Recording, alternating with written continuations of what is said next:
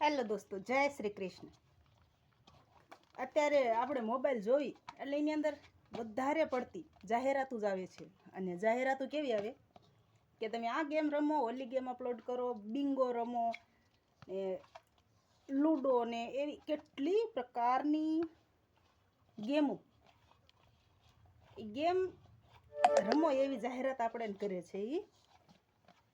તો એવી ગેમ રમી રમી અને કેટલાય નવયુવાનો માણસો લેણામાં ફસાઈ ગયા છે. અત્યારે માણસોને એમ થાય કે આપણે આ ગેમ રમવી, અને જાહેરાતો જેવી લોભામણી મેં કે 1 રૂપિયા ડાલા થાય 1 લાખ મિલ ગયા, એવી લોભામણી રમતું મેં કે જાહેરાતો મેં કે એટલે માણસોને શું થાય, લાલચ લાગે અને એમ કે વગર તડકો વેઠે પરસેવો પાડ્યા વગર ઘરના એક ખૂણામાં બેઠા બેઠા ગેમ રમવી અને પૈસા કમાવી. માણસોને એવું થાય છે અત્યારે. તો મહેરબાની કરી અને આવી લોભામણી જાહેરાતોમાં ન આવો. આજના નવયુવાને તો મારી એટલી જ વિનંતી છે કે, કારણ કે એક છોકરો કાલે મેં જોયું કે 21 થી 22 વર્ષનો, કદાચ 23 વર્ષનો છે, 21 થી 23 વર્ષનો એ ભાઈ છે. અને એ કાલે એવી રીતથી રોતો તો માણસ કે મને મારા મમ્મી, એના મમ્મી શિક્ષક હતા, અને કે મારા મમ્મી મને બોલાવતા નથી, મારા ઘરમાં મોટા ભાઈ છે, એમની ભત્રીજી છે, અને ઘરનું કોઈ પણ વ્યક્તિ એને બોલાવતું નથી. એ કે મને મરી જવાનું પણ થયું, પણ કે હું મરી ન હોય કે એમ મર્યો નહીં, જીવું છું.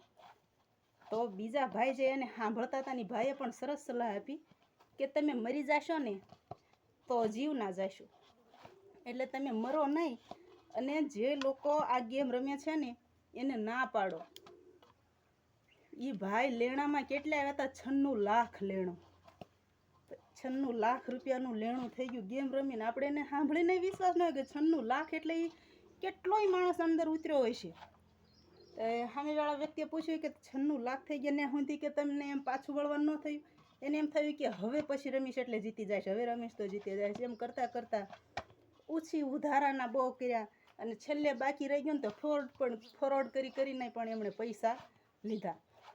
એટલે આ ગેમ છે ને એ બાપા આપણા મિડલ ક્લાસ માણસો માટે એ ગેમ છે જ નહીં.